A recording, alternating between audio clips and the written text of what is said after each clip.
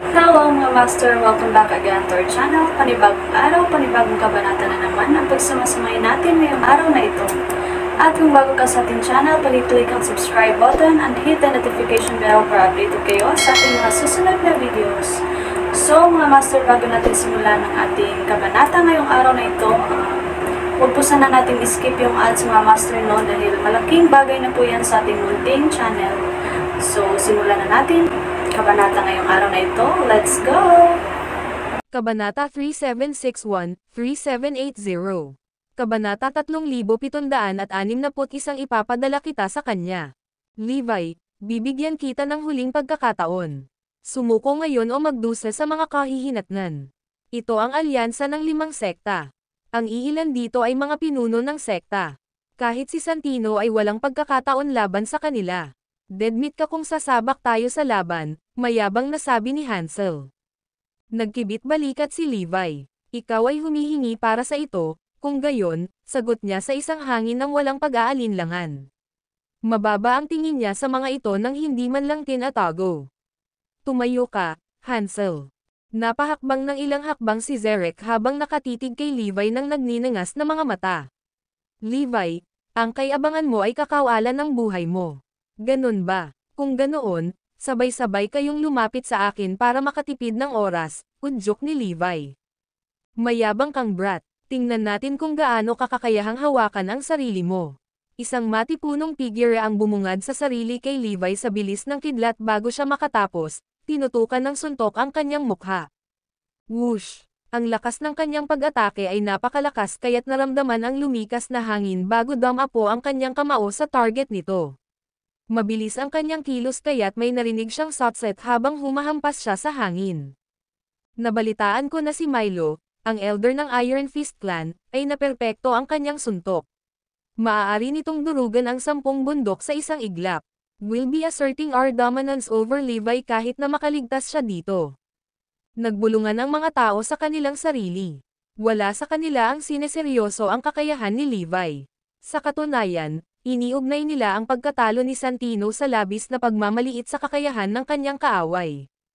Si Hansel at Jasper lang ang mukhang malungkot, dahil alam nila kung gaano kalakas si Levi.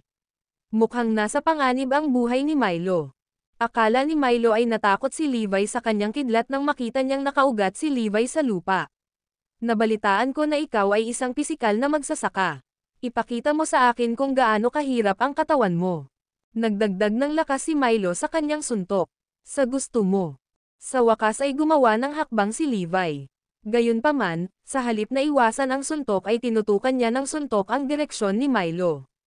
Bang! Isang malakas na putok ang umalangaw-ngaw sa hangin habang nagsasalpukan ang kanilang mga kamao. Sa sumunod na sandali, isang figure ang lumipad sa hangin bago bumagsak ng malakas sa lupa. Pinagmamasdan ng lahat si Milo na walang buhay na nakahandusay sa lupa. Dumaloy ang dugo mula sa bahaging dapat naroon ng kanyang kanang braso. Paano ito posible? Natalo niya si Milo sa isang suntok. Ibig mong sabihin pinatay niya si Milo. Totoo, namatay si Milo. Kaluskos. Nagkagulo ang alyansa, dahil ang elder ng Iron Fist clan ay kabilang sa kanilang nangungunang 10 pinakamalakas na mandirigma. Lalo siyang nakilala sa pagkakaroon ng mga kamao na matigas na parang bakal. Sino ang mag-aakala na mamamatay siya sa isang kakilakilabot na kamatayan sa isang pag-atake?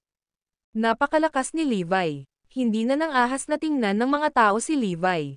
Levi, how dare you pumatay sa kuya ko? Puputukan kita, sigaw ni Akain. Huwag kang mag-alala. Ipapadala na kita sa kanya, panunuya ni Levi. Kumulo ang dugo ni Akain. Hahampasin na sana niya nang mabilis siyang pigilan ni Zerek. Tumahimik ka, Mr. Krebs. Wala sa mundong ito ang kakayahan ni Levi. Hindi ka magkakaroon ng pagkakataon laban sa kanya. Sabay-sabay tayong umatake para maging ligtas, sabi ni Zerek. Agad na bumalik sa katinoan si Akain. Hindi niya kayang ilabas si Levi sa isang iglap, kahit na mas malakas siya kay Milo. Tama siya. Imposibleng ilabas si Levi sa one-on-one na labanan. Siya ay may mga nakakatakot na kakayahan. Kaming 5 ang pipigilan sa kanya habang ang iba sa inyo ay hahabulin ang kanyang asawa at anak na babae. Kailangan nating gawin ito ng mabilis, utos ni Zerek. Ang ibang mga pinuno ng sekta ay sumenyas sa kanilang mga tauhan na tumanggo. Isang planong labanan ang nabuo sa isang iglap. Ang video na ito ay edited by Urban Storytelling. Kabanata 3762 ang 5 nagtutulungan. Bahagyang ipinikit ni Levi ang kanyang mga mata, dahil naramdaman niya na ang 5 pinuno ng sekta ay mas makapangyarihan kaysa kay Santino. Halika, panunuyan ni Levi sa malalim na boses. Leader ng Order of the Sacred Saber, Thaddeus Stroud. Leader ng Order of the Witching Star, Gunther Stanfield. Leader ng Iron Fist Clan, Akain Krebs. Leader ng Aether Sword Clan, Lachlan Ocasio. Leader ng Blue Sky Sect, Zerek Zanado. Pagkatapos ng pagpapakilala, kumalat ang 5 pinuno at pinalibutan si Levi. Gustong tulungan ni Winona at ng iba pa si Levi, ngunit agad niya itong pinigilan. Haharapin ko sila, kayo na bahala sa iba. Take as many lives as you can para matapos natin ito ng mabilis, malamig na bilin ni Levi. Kahit na nag-aalala ang grupo kay Levi, hindi sila magtatanong sa mga utos niya. Sisingilan. Sa sandaling sumigaw si Zerek, sabay-sabay na sumugod ang 5 papunta kay Levi na may mga sari-saring armas. Handa nang ibigay ang lahat sa kanilang kalaban, hinigpitan ng mga pinuno ang kanilang pormasayon at tiniyak na si Levi ay walang matatakbuhan. Mabuti. Agad na umangat ang fighting spirit ni Levi. Pagkatapos magsagawa ng pangunahing pamamaraan, nagsimulang maglabas ng malakas na aura ng lalaki. Hindi nagtagal, ang gintong liwanag na nakapalibot kay Levi ay naging energy shield. Clink, clink, clink. Ang mga sandata na tumama sa kalasag ay parang tumama sa metal. Bahagyang na-deform ang energy shield dahil sa matinding pag-atake, ngunit hindi pa rin nasaktan si Levi. Ang mga espada at kutsilyo ay patuloy na sumasayaw habang ang mga pinuno ay nakatutok sa kanilang mga pag-atake sa kung saan ang kalasag ay deformed. Responsable sa pag-akit ng atensyon ni Levi, pinakawalan ni Akain ang lahat ng pinakamamahal na galaw na alam niya sa lalaki. Nakatuon si Gunther sa paggulo sa isip ni Levi dahil nag-specialize siya sa mga nakatagong armas at lason. Armado ng mga espada, si Thaddeus at Lachlan ay nagsagawa ng isang pincer na kilusan upang i-flip si Levi. Para naman kay Zerek, ginamit niya ang aura concealing technique at naghintay para sa perpektong pagkakataon para bigyan si Levi ng isang nakamamatay na suntok. Ang mga pag-atake ng 5 pinuno ay napakahusay na pinag-ugnay, na hindi nagbigay ng pahinga kay Levi. Ang lakas ng depensa. Paano nga ba nagagawa ng isang pisikal na magsasaka ang gayong gawain? Hindi katakataka na ang elder na iyon ay napakadali. Bilang kapwa physical cultivator, humanga si Akain sa kanyang kalaban. Para sa kanya, ang kanyang mga kamay na bakal ang pinakamahusay na sandata. Ganun pa man, hindi bagay ang mga kamao ko sa solidong katawan ni Levi. Kung maaari kong makuha ang aking mga kamay sa kanyang diskarte sa pagpapalakas ng katawan, ang Iron Fist Clan ay hindi matatalo. Pagkatapos ng unang round ng pag-atake, naiwan si Levi na may isang huling layer ng energy shield. Tila ang 5 pinuno ay may Levi sa ilalim ng kanilang hinlalaki. Gayunpaman, bago makapaglansad ng 5 pangalawang alon ng pag-atake, ang kalasag na bumabalot kay Levi ay muling napuno. Para bang natakpan ang lalaki ng hindi mabilang na patong ng makapal na baluti.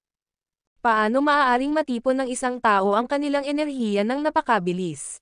Laking gulat ng mga pinuno na halos malaglag ang kanilang mga panga sa sahig.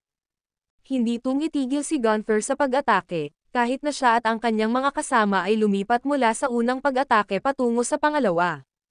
Gayunpaman, nagawa ni Levi na muli ang kanyang energy shield sa ilalim ng barrage ng mga nakatagong pag-atake ng armas. Si Levi ay isang purong pisikal na magsasaka, kaya ang karamihan sa kanyang katawan ay hindi malalampasan. Ituon mo ang iyong mga pag-atake sa kanyang mahinang lugar, utos ni Zerek habang patuloy na inilipat ang kanyang posisyon. Pupuntahan ko ang mga mata niya. Mr. Stroud at Mr. Ocasio, salakayin ninyong dalawa ang kanyang tagiliran. Mr. Krebs, pinupuntirya mo ang kanyang mga templo at puso habang si Mr. Zanado ay humahampas mula sa likuran, sambit ni Gunther sa malalim na boses. Magandang ideya iyon. Tumanggo ang 5 bilang pagsang-ayon dahil alam nilang lahat na iyon ang karaniwang mahinang lugar ng isang magsasaka, kabilang ang mga pisikal na magsasaka.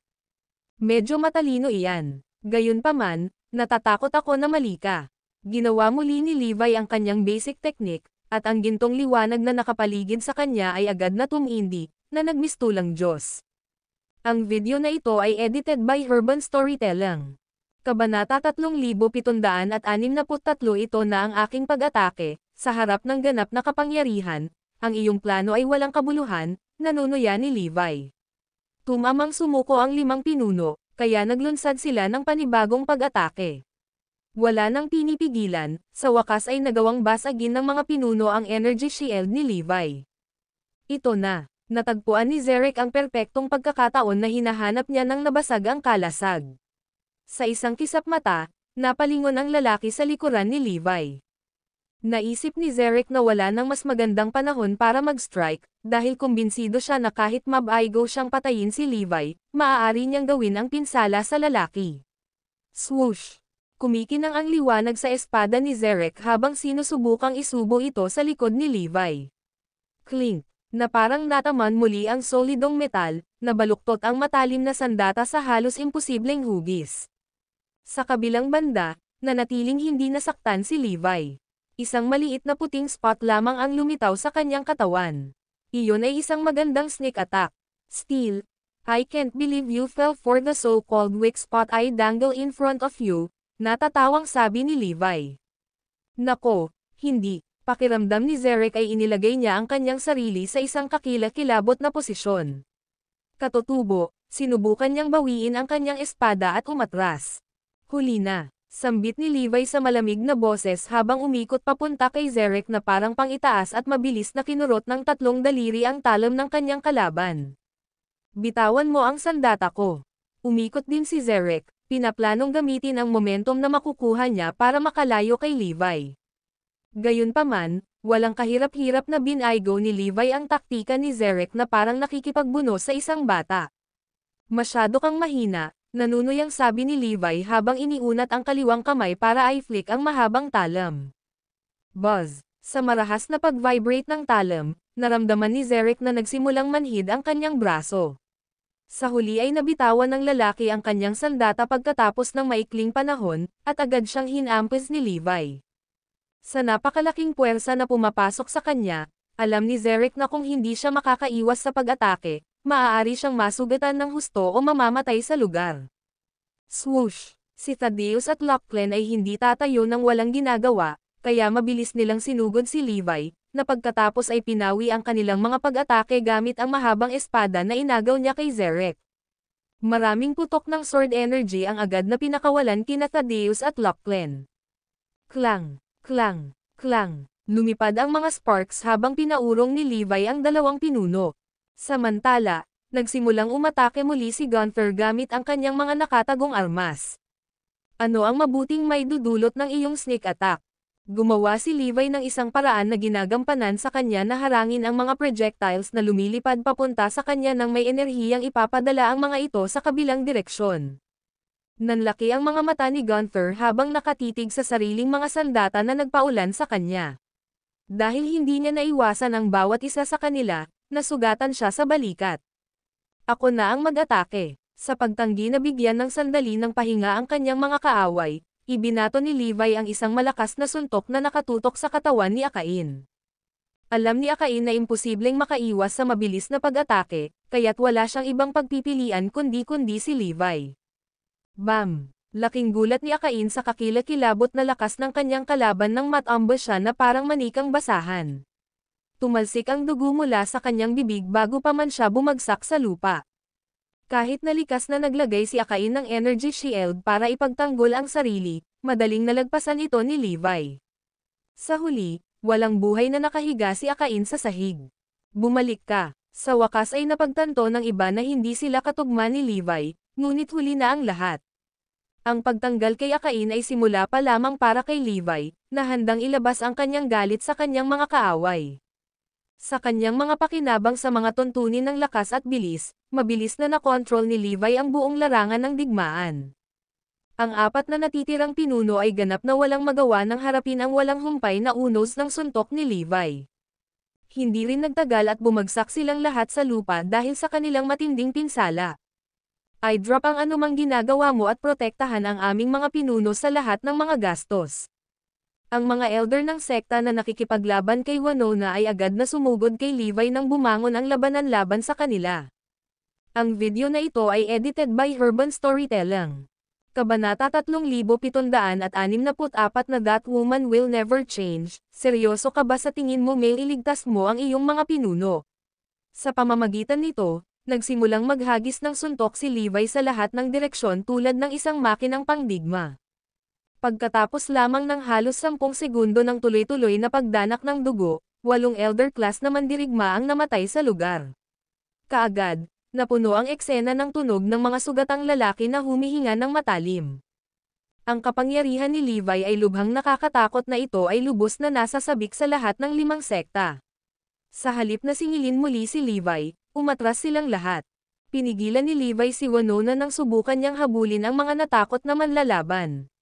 Walang kwenta ang paghabol sa kanila. Tsaka wala naman silang magagawa basta meron kaming mga to. Pagkatapos, nag-zoom pabalik si Levi kay Zerek at sa iba pa at sinigurado sila ng lakas. Puno ng kawalang paniwala, nagpalitan ng mga awkward na tingin ng 5 pinuno sa isa't isa. Hindi nila akalain na kaya nilang ilabas lahat si Levi nang walang kahirap-hirap. Kailangan kong sagutin mo ang ilang mga katanungan para sa akin. Kung natutuwa ako sa mga sagot mo, baka isipin ko na lang na iligtas mo ang buhay mo, malamig na sabi ni Levi. Kahit na nag-aatubili ang mga pinuno na tulungan si Levi, wala silang ibang pagpipilian kundi ang makipagtulungan. Ang 5 ay kahabag-habag gaya ng kasalanan ng kunin ni Levi ang kanilang mga mahiwagang gayuma at mga halamang gamot sa kanila. Wala silang nagawa kundi panoorin ng walang laman ang lalaki sa kanilang mga bulsa.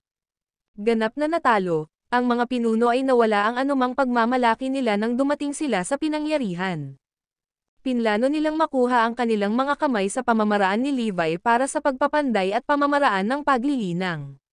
Gayunpaman, hindi lamang nila nabigo na gawin iyon, ngunit nawala din ang kanilang mga mahalagang ari-arian.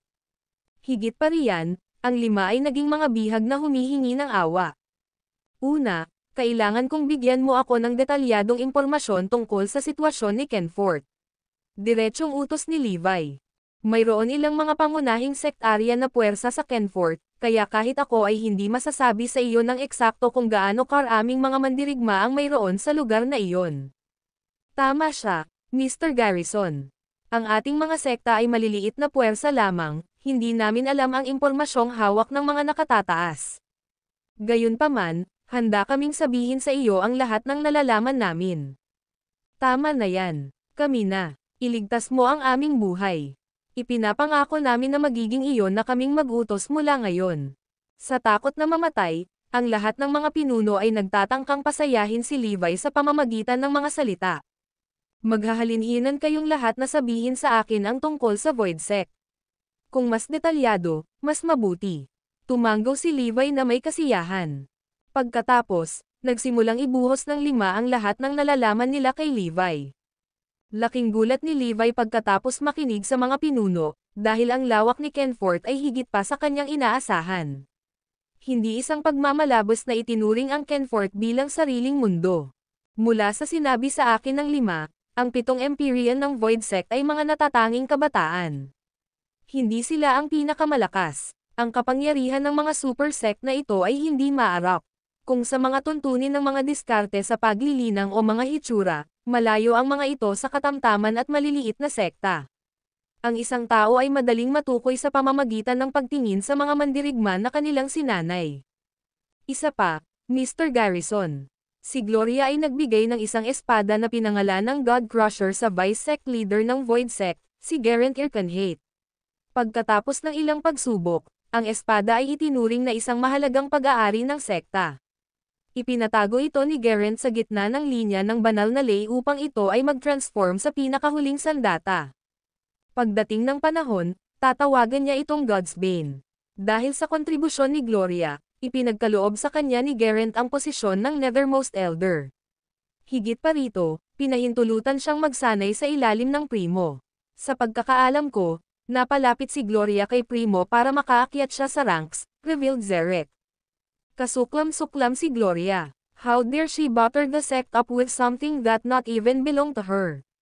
Hinding-hindi magbabago ang babaeng iyon. Ginagamit niya ang parehong panlilinlang kay Kenfort. Hindi ako magpapahinga hanggang sa araw na siya ay mamatay. Galit na galit si Phoenix at iba pa, dahil hindi nila akalain na makukuha ni Gloria ang kanyang mga kamay sa mga nakatataas ng Void Sect ng Ganoon Kaga. Ang video na ito ay edited by Herban Storytelling. Kabanata 3765 Pagpapabuti ng mga nakapaligid sa kanya. Ang katotohanan na ginawa ito ni Gloria sa gayong kalapastanganan ng mga pamamaraan ay lalong nagpagalit sa grupo. Ang mukha ni Floyd ay naging mabangis na parang kamatayan habang kinuyam niya ang kanyang mga kamao at ibinaon ang kanyang mga kuko sa kanyang mga palad. Bakit ginagawa sa akin ito ni Gloria? Paano niya may hagis ang sarili sa mga bisig ng ibang lalaki ng Ganoon Kaga para lang makakuha ng higit na kapangyarihan? Baka pinilit siya ni Primo. Sa sinabi ni Zerek, halatang playboy ang lalaki. Gayunpaman, hindi niya dapat ako tretuhin ng ganito. Labis na nabalisa si Floyd na ang kanyang dibdib ay lumakas pababa. Nawala lang sa amin ang God Crusher dahil sa akin, kaya walang paraan na hahayaan kung magkaroon nito ang Void Sect. Babawiin ko ito kahit ang buhay ko pa ang kabayaran nito. Desidido si Floyd na ibalik ang God Crusher, ngunit nang maisip niya kung gaano kahirap ang laban sa Void Sect, nagalit siya sa kanyang sarili. Kailangan kong patuloy na lumamon para lumakas ako. Saka ko lang magagawa ang dapat kong gawin. Si Floyd ay nahuli sa kanyang sariling mga pag-iisip kaya ang kanyang mukha ay naging pangit. May isa pang bagay na dapat mong malaman, Mr. Garrison. Itinuring ni Geraint na kahit sa Kenfort, hindi hihigit sa 3 tao ang may pamamaraan ng forging para makagawa ng God Crusher. Nagulat si Zerek sa iba sa kanyang paghahayag muli. Ganun ba? Medyo natigilan din si Levi. Ang God Crusher ay huwad ayon sa mga tagubaylang iniwan sa akin ng aking tagapagturo. Hindi ko ini-expect na ganito pala ka-appreciate sa Kenfort. Sinabi lang ni Zerek na hindi hihigit sa 3 tao sa lugar ang may sapat na kasanayan upang pekain ito. Maaari ba itong maging ganoon kalakas? Naglalako lang ako nung pinik ko yung God Crusher. Kung pumili ako ng mas mahusay na mga materyales at nagbigay ng higit na pansin kapag nagpanday, malamang na ginawa ko ang pinakahuling sandata. Hindi naman nagpigil si Master Diba. Tila, ang pamamaraan ng forging na itinuro niya sa akin ay kahanga-hanga tulad ng pangunahing pamamaraan. Habang pinag-iisipan ito ni Levi, lalo siyang na-curious sa background ng kanyang mentor. Hindi lamang ang God Crusher ay isang mahalagang pag-aari sa Kenfort, ngunit ito rin ang pinakamahusay na sandata na kanilang nakita. I have to ask my mentor about the God Crusher kapag nakita ko siya. Ang matanda ay dapat na pinuno ng isang super sekta. Kung hindi niya alam kung paano gumawa ng gayong kamanghamanghang sandata. Bubuhayin kita sa ngayon. Dapat ay mayroon kang paraan upang makipag-usap sa iyong mga miyembro ng sekta, kaya sabihin sa mga tumakas na manahimik at bantayan ang Void Sect. Pagdating ko sa Kenfort, kailangan kitang manguna sa akin. Kaya mo ba yon? Malamig na tanong ni Levi. Tumango ang 5 pinuno bilang pagsang-ayon. Walang sino man sa kanila ang nangahas na tanggihan ang alinman sa mga kahilingan ni Levi sa sandaling iyon. Tuluyan na nilang nakalimutan ang tungkol sa pagmamataas at dignidad dahil ang pananatilang buhay ang pinakamahalaga sa kanila. Isa pa, sabihin mo sa akin ang lahat ng iyong mga pamamaraan para sa paglilinang, utos ni Levi. Agad namang napaawang ang bibig ng mga pinuno nang marinig nila si Levi dahil iyon din ang balak nilang itanong sa lalaki noong binugbog nila ito. Sa kasamaang palad, ang katotohanan ay naging eksaktong kabaligtaran ng kanilang naisip. Gayunpaman, ang 5 ay walang pagpipilian kundi ang gawin ang utos dahil gusto nilang mabuhay. Ang hindi nila naiintindihan ay kung bakit gusto ni Levi, isang taong mas malakas kaysa sa kanila, ang kanilang mga pamamaraan. Naturally, hindi hiningi ni Levi ang mga pamamaraan para sa kanyang sarili. Ang kanyang lakas at bilis ay nasa kanilang tuktok, kaya kahit na ang paghagis ng isang simpleng uppercut ay sapat na para sa kanya upang magdulot ng malubhang banta sa kanyang mga kaaway. Kaya naman hindi pinahahalagahan ni Levi ang mga magarbong galaw. Gayunpaman, hindi iyon nangangahulugan na ang mga pamamaraan ay walang silbi sa iba. Magiging perpekto ang mga ito para sa mga taong tulad ni Winona, na nagkaroon lamang ng maikling oras upang magsanay ng mga pangunahing pamamaraan. Kung ipapares niya ang mga galaw ng mga pinuno sa kanyang sariling kakayahan, mapapalaki niya ang kanyang galing sa pakikipaglaban. Nais ni Levi na gawin ang lahat ng kanyang makakaya upang mapabuti ang mga nakapaligid sa kanya. Pagkatapos ng lahat, ang Void Sect ay hindi dapat maliitin. Ang video na ito ay edited by Urban Storytelling. Kabanata 3766 na alam ni Atencio Levi na hindi niya sila mapoprotektahan palagi. Kaya naman, ang solusyon ay palakasin sila. Napansin ni Levi ang mga pamamaraan na binanggit ng 5 at itinuro ang iba ayon sa kanilang mga personal na katangian. Samantala, si Floyd ay naglilinang sa isang maniacal na paraan dahil gusto niyang pumunta sa Kenfort upang linawin ang mga bagay kay Gloria sa lalong madaling panahon. Pagkatapos noon, gusto niyang maghiganti. Lumamon. Kailangan kong lumamon. Si Floyd ay naglilinang na parang baliw sa locus yung ibinigay ng Digital God. Noong ginagawa niya iyon, pinayuhan siya ni Levi, for Livia, at ng iba pa dahil may side effects ang extreme devouring technique. Kapag ang cultivator ay walang devourer spiritual bone, ang mga side effect ng extreme devouring technique ay lalong masama. Ang isa ay maaaring mamatay bilang isang resulta. Gayunpaman, ang kanilang payo ay hindi narinig. Masyadong nakatutok si Floyd sa pagpapalakas ng sarili dahil gusto niyang maghiganti. Dahil hindi siya nakinig, si Levi at ang iba ay sumuko sa pagpapayo sa kanya. Sa kabutihang palad para kay Floyd, ang Digital God ay nakahanap ng sapat na mga linya ng banal na ley para sa kanya upang palakasin ang kanyang sarili. Ramdam ni Floyd ang pagtaas ng lakas niya. Sa paglipas ng panahon, gayunpaman, napagtanto ni Floyd na naabot na niya ang kanyang limitasyon. Oras na para sa paghihiganti. Tahimik na nagdesisyon si Floyd. Ang mga miyembro ng base ay nagsimulang linangin ang mga pamamaraan at taktika ng mga pinuno ng 5 sekta. Iyon na ang huling paghahanda nila bago pumunta sa Kenfort. Sa kanyang bakanteng oras, pumunta si Levi sa lugar malapit sa Zarain na natagpuan ng Digital God. Doon naganap ang pagsabog ng enerhiya. Sa pagkakataong ito, gumawa si Levi ng masusing pagsisiyasat at nalaman na ang lugar ay katulad ng Kenfort. Bukod pa riyan, tila iba ang kilos ng oras kumpara sa labas ng mundo. Gayunpaman, ang kadalisayan ng espiritual na enerhiya sa lugar ay madaling talunin ang espiritual na enerhiya na matatagpuan sa mga linya ng banal na ley. Sa mata ni Levi, iyon ang pinakamagandang mapagkukunan para sa kanya upang linangin. Ito ay kahangahangang. Dapat kong samantalahin ito ng husto. Gayunpaman, walang mahanap si Levi na katulad ng Celestial Gate. Kaya naman, nagpasya siyang huwag nang pumasok. Ayon kay Zerek, random na papalitan ng Celestial Gate ang lokasyon nito.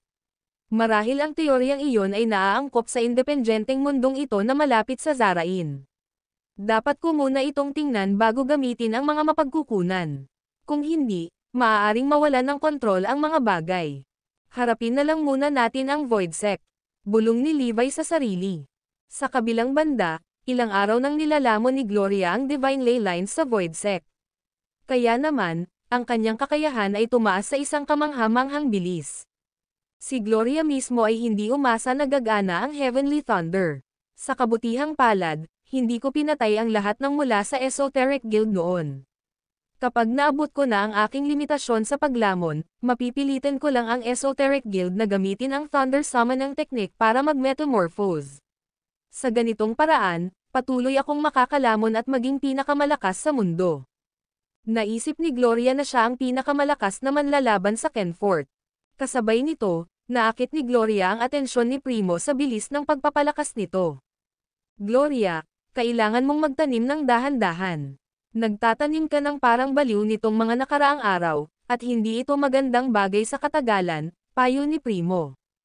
Tumigil sa paglamon si Gloria at mabilis na ngumiti sa kanya. Salamat sa payo mo, Primo. Kung hindi, baka naligaw ako. Hindi naman ganoon kaseryoso, pero sinasabi ko lang iyon para sa kapakanan mo. Siya nga pala, Gloria, alam mo ba kung ano ang nililinang ko?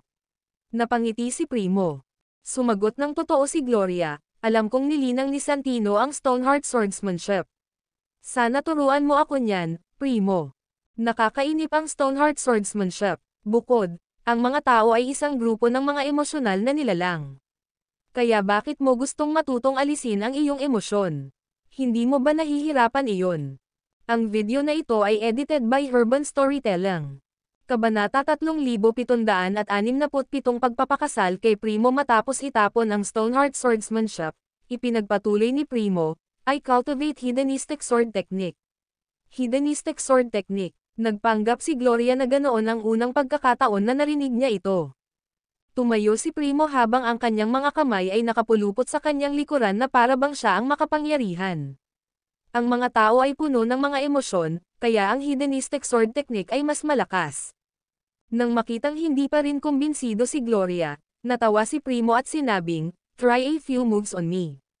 Ipapakita ko sa iyo kung saan gawa ang Hedonistic Sword Technique. Oo naman, tutuperin ko ang hiling mo. Patawad, sagot ni Gloria. Gumalaw si Gloria ngunit nakita niyang hindi nagpatinag si Primo. Biglang may lumabas na espadang kawayan sa kanyang hawak. Sa banayad na alon, ang lahat sa lugar ay tila nagbago sa isang iglap. At si Primo ay nawala. Ilang sandali pa, nakita ni Gloria ang maraming tao na nakaluhod sa harapan niya. Isa sa mga taong iyon ay si Levi. Nang makita iyon, tuwang-tuwa si Gloria. Subconsciously, she curled her lips into a smile. May mali, paanong biglang sumulpat si Levi sa harapan ko? Ang nakakaloka pa ay ang pagluhod niya sa harapan ko. Natigilan si Gloria, at agad na nawala ang imahe sa kanyang mga mata. Nang maalis niya ito, napagtanto niyang mayroon siyang espadang kawayan sa kanyang leeg. Ano, pinagpapawisan si Gloria. Kung gusto akong patayin ni Primo, namatay na ako. Anong nangyari ngayon lang? Napalunok si Gloria at nagtanong. Pinipigilan ni Primo ang kanyang espada at buong pagmamalaki na sinabi, iyon ang isa sa mga pamamaraan ko para makaramdam ng saya ang aking kaaway. Hindi ko alam kung ano ang nakita mo, ngunit tiyak na ito ay isang bagay na iyong pinangarap. Habang ikaw ay nahuli. Sa pakiramdam ng saya, na nagbigay sa akin ng higit sa sapat na oras para patayin ka. Nang marinig iyon, napabuntong hininga si Gloria. Hindi nakakagulat na ngayon lang lumitaw ang imaheng iyon sa aking mga mata. Kagagawan iyon ni Primo. Nakakatakot na diskarte. Bulalas ni Gloria. Ngumiti si Primo at nagtanong, gusto mo bang matutunan ang teknik? Oo, walang pag-aalinlangan na sagot ni Gloria. Tumango si Primo. Ang aking Hedonistic Sword Technique ay maaaring mas mabilis na umunlad kung mayroon akong isang babae na magsanay nito. Gloria, pakasalan mo ako, at tuturuan kita ng teknik.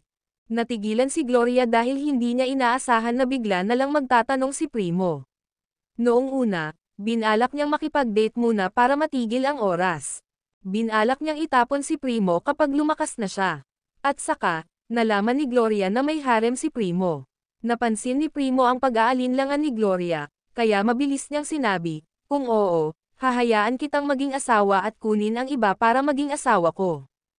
Salamat sa pagpapakita ng interes sa akin, Primo, gagawin ko. Si Gloria ay mahiyain, at si Primo ay lubos na natulala. Sa totoo lang, walang choice si Gloria kundi ang mag-oo. Kung wala si Primo, wala akong resources na mayroon ako ngayon para linangin. At saka, kung gusto kong maging isang pangunahing miyembro ng Void Sect, kailangan ko ang kanyang impluwensya. Pagkatapos ng lahat, siya ang magiging pinuno. Sa pag-iisip na iyon, kinailangan siyang sabihin ni Gloria ng oo. Samantala, nilamon lang ni Floyd ang enerhiya ng dalawang linya ng banal na ley, at ang kanyang lakas ay tumaas ng husto. Oras na para pumunta sa Kenfort. Nang makapagdesisyon, ginamit ni Floyd ang kanyang pagkakakilanlan bilang disipulo ni Levi at direktang nakipag-ugnayan sa mga tao ng Blue Sky Sect. Pagkatapos ng utos ni Levi, ang mga pangunahing miyembro ng 5 sekta na nakatakas noon ay naghihintay na ng mga utos sa Celestial Gate, at alam nilang maghihiganti si Levi sa Void Sect. Gayunpaman, hindi nila alam na si Floyd ang unang makikipag-ugnayan sa kanila. Hansel, hindi mo akalain na magkikita pa tayo? Nanunuyang tanong ni Floyd. Bagamat nagalit si Hansel, kailangan niyang pigilan ang kanyang galit dahil ang kanyang ama ay nasa awa ng mga bumihag sa kanya. Ang video na ito ay edited by Urban Storytelling. Kabanata 3768 Nasa Kenfort si Floyd. Pinadala ako ni Master dito. Pangunahan mo, pwede ba? Mayabang na sabi ni Floyd. Hindi na naglakas loob si Hansel na magtanong pa dahil natatakot siyang mamatay ang kanyang ama kung tatawid siya kay Floyd. Dahil kayang patawarin ni Levi si Floyd kahit na matapos ang malaking pagkakamaling nagawa niya, dapat ay napakataas ng tingin ni Levi sa kanya. Sa makatuwid, si Floyd ay malamang na ipinadala ni Levi. Sa pangunguna ni Hansel, mabilis na pumasok si Floyd sa Kenfort. Natuwa si Floyd nang maramdaman niya ang purong potensyal na enerhiya sa lugar. Lalo siyang natuwa nang makita niya ang mga abandonadong super spiritual ley lines. Lalamunan ko lahat at lalakas pa. Dahil doon sa isip, sinabi ni Floyd sa malalim na boses, dalhin mo ako sa Blue Sky Sect at ihanda mo ako ng mga mahiwagang halamang gamot. Okay, si Hansel ay labis na nabalisa, ngunit hindi niya kayang ipagsapalaran ang pagtawid kay Floyd. Dumating ang dalawa sa Blue Sky Sect, at si Floyd ay iginalang ng may lubos na paggalang. Gayunpaman, walang nakakaalam na pumunta si Floyd doon nang hindi alam ni Levi. Dalawang bagay ang pinuntahan ni Floyd. Una, gusto niyang malaman pa ang tungkol kay Gloria. Pangalawa, nais niyang linangin ang mga maling iniwan ng mga pinuno ng 5 sekta. Sa katunayan, binalak niyang ipagpatuloy ang paglilinaw ng baliw. Nais niyang maging malakas hanggat maaari sa pinakamaikling panahon na posible. Sa ganoong paraan, makakaganti siya kay Gloria. Dahil nagpunta siya roon bilang mahalagang alagad ni Levi, magagawa niya ang anumang gusto niya. Kahit nagalit sa kanya ang mga pangunahing miyembro ng Blue Sky Sect, wala sa kanila ang nang-ahas na magsalita. Nang ang alyansa ng 5 sekta ay lumaban-laban kay Levi, ang Blue Sky Sect ay lumabas na ng todo. Gayunpaman, nauwi pa rin kami sa pagkatalo. Kung tatawid sila kay Floyd at mapapatay si Zerek, wala nang pag-asa ang Blue Sky Sect na maibalik ang mga bagay-bagay. Kaya, kailangan nilang gawin ang lahat ng kanilang makakaya upang matupad ang mga kahilingan ni Floyd. Binigyan nila si Floyd ng maraming mahiwagang halamang gamot, at dahil dito, lalo pa siyang nakakaalam. Higit pa rito, ang Divine Ley Lines na mayroon ang Blue Sky Sect ay maaaring higit pang tumaas ang antas ng cultivation ni Floyd. Gaya ng inaasahan kay Kenfort, ang enerhiya dito ay mas dalisay kaysa sa enerhiya sa labas ng mundo. Bukod sa paglilinaw, namasyal din si Floyd. Laking gulat niya nang makita niya ang tinatawag na super spiritual ley line sa makamundo-mundo na inabandona sa Kenfort. Sigurado ako na ang aking lakas ay ganap na magbabago kung ako ay mananatili sa Kenfort para sa isang yugto ng panahon. Habang siya ay naglalakad, napapaligiran siya ng mga sinaunang bulwagan, at ang mga dumadaan ay pawang mga malalakas na magsasaka. Kamusta na kaya si Gloria ngayon? Anong klaseng tao si Primo? Ang puot sa loob ni Floyd ay lalong tumitindi. Kahit na hindi na niya pinagpapantasyahan si Gloria, minsan pa rin itong naging babae niya. Masyadong bitter si Floyd sa katotohanang napunta siya sa ibang lalaki.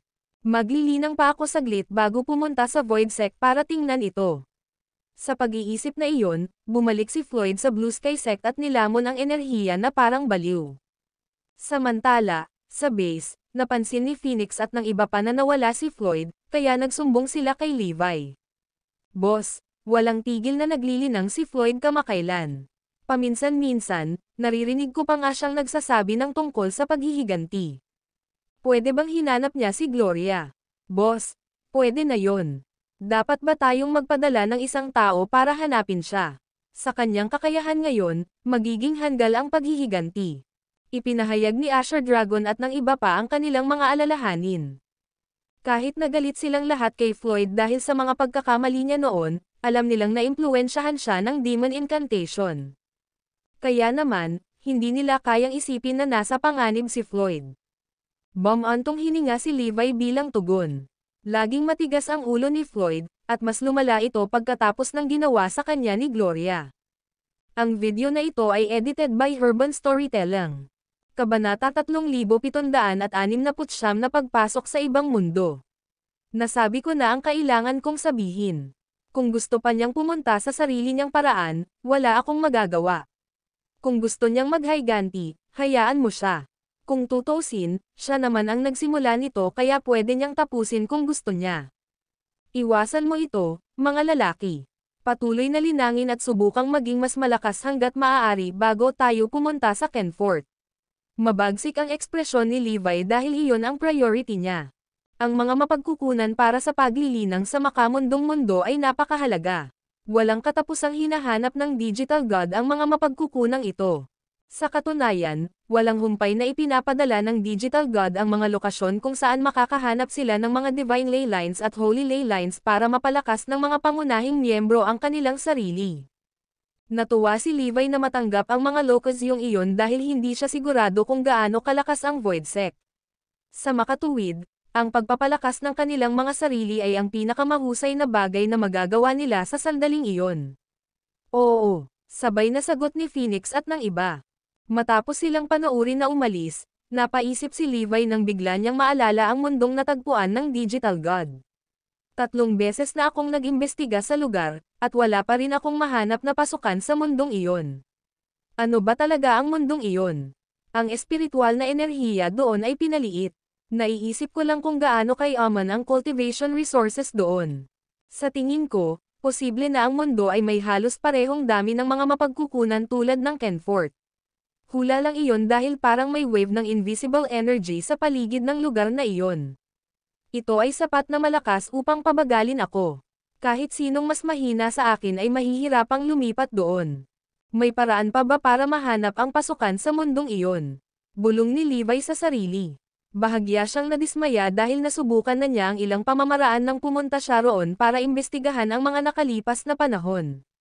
Beses, sinubukan ko nang gamitin ang aking lakas para ibuka ang pinakamakapal na bahagi, ngunit wala akong nakita doon. Pagkatapos noon, tumingin ako sa mas malalim na bahagi ng kagubatan, at wala pa rin akong nakita doon. Habang papalapit ako, lumalakas ang kapangyarihan ng harang. Hindi ko maisip kung ano ang mangyayari kung patuloy lang ako sa paglalakad. Mahahanap ko ba ang pasukan kung patuloy lang ako sa paglalakad hanggang sa pisikal na hindi ko na kaya? Susubukan kong gawin iyon kapag naayos ko na ang lahat. Dahil doon, nakapagdesisyon si Levi. Tatanggalin ko muna si Gloria at Voidsec. After that, mag-focus ako sa paghahanap ng pasukan, bulong niya sa sarili. Lalong tumindi ang pagpatay sa mga mata ni Levi nang maalala niya ang ginawa ni Gloria mula pa noong una. Simula pa lang, niloko na niya ang mga taong malapit sa akin at sa sarili ko. Pagkatapos noon, palihim niyang pinagaan ang apoy. Gumamit siya ng iba at na-frame ang mga ito. Pinaglaruan din niya ang The Ecclesiastic Order, Yartran, ang Assassin Organization, at iba pa. Nang magpakita si Xylaz, nawala ang espiritual na mga buto ni Phoenix at ng iba pa. Ginamit sila ni Gloria para maghiganti sa base. Kung hindi dahil sa anting-anting ni Gloria sa pagpapahirap sa mga tao, marami sa mga pangunahing miyembro ng base ang namatay. Sa huli, nakipag-ugnay siya sa Ecclesiastic Order at sa mga mandirigma ng Kenfort. Kung si Winona, ang iba, at ako ay hindi nagmetamorphose, baka namatay na kami. Kahit na ako ang magwawagi sa laban, ang base ay nagdusa ng labis. Gloria at Xylaz, dapat kayong mamatay. Ang mga mata ni Levi ay kumikislap na may intensyong pumatay, at ang temperatura sa kanyang paligid ay tila bumaba. Mas mabuting magpasakop ka sa akin, Voidsec. Kung hindi, papatayin ko kayong lahat. Bulong ni Levi sa sarili.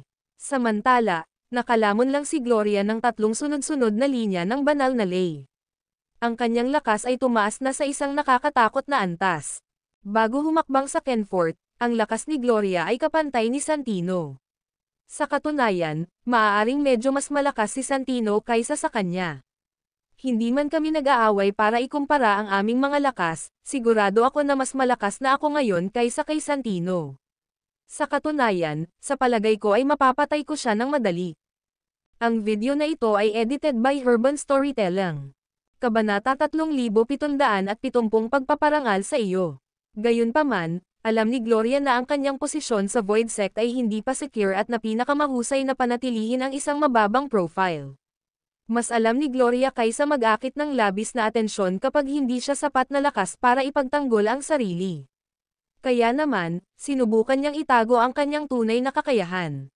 Ganun pa man, mataas pa rin ang tingin ni Primo sa kanya. Simula nang pumayag si Gloria sa kanyang marriage proposal, mas madalas na siyang binisita ni Primo. Gloria, lalo kang gumaganda. I can't wait to tie the knot with you, sabi ni Primo na may malaking ngisi sa kanyang mukha. May bakas ng pagkahumaling sa kanyang mga mata habang sinasabi niya iyon. Primo, ang sweet mo pala magsalita, masungit na sabi ni Gloria. Nag-practice si Primo ng hedonistic sword technique, kaya natural, mabilis siyang na-infatuated kay Gloria. Sa kabila ng pagunlad pa rin ng mga kakayahan ni Gloria, hindi ito magdadala sa kanya ng maraming pagsisikap para akitin ang lalaki. Ang kanyang charm technique ay nagpasigla sa nagniningas na pagnanasa na nag-aalab sa loob ni Primo bilang resulta ng kanyang pagsasanay sa hedonistic sword technique. Kung hindi dahil sa sinasabi ni Gloria na masama ang pakiramdam niya nitong mga ilang araw, kinuha na siya ni Primo. Gloria, sincere talaga ako. Kung ayaw mong maniwala sa akin, feel me right here. Hinawakan ni Primo ang tila marupok at maliliit na kamay ni Gloria at inilagay sa kanyang dibdib. Primo, nag-aalala pa rin ako. Aalisin ba ako ng iba sa sobrang pagpapasaya mo sa akin? Tanong ni Gloria sa tonong nag-aalala.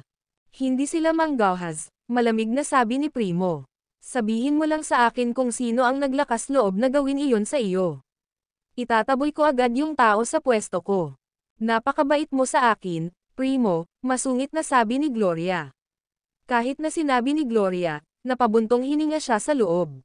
Hindi niya inaasahan na magiging ganoon kabilis ang proposal ni Primo, lalo na't inaakala niyang mapapanatili niya ang malabo nilang relasyon hanggang sa makapasok siya sa pinakamataas na antas ng Voidsec. Ipinagpatuloy ni Primo ang reception ng kasal. Gayunpaman, ipinagpaliban ni Gloria ang pagtanggap sa kadahilan ng gustong pumili ng mapalad na petsa. Gayunpaman, dahil madalas itong dinala ni Primo, naubusan si Gloria ng mga dahilan. Wala pa akong oras para planuhin ang lahat. Hindi napigilan ni Gloria na mapaluha sa sarili. Pinlano niyang kunin ang kanyang posisyon sa Voidsec bago palawakin ang kanyang kontrol dito. Gayunpaman, hindi pa niya nakikilala ang master ng Voidsec hanggang ngayon, at wala siyang malapit na malaman ang tungkol sa mga tunay na kakayahan ng Voidsec. Walang paraan na maipagpatuloy niya ang susunod na hakbang ng kanyang plano. Ang pinakamabigat na problema sa kamay ay hindi pa niya nakakamit ang ninanais na antas ng kasanayan. Hindi lang niya makakamit ang kanyang mga plano kung magpapatuloy siya ng mabilis, ngunit haantong din ito sa pag-atake sa kanya ng Voidsec.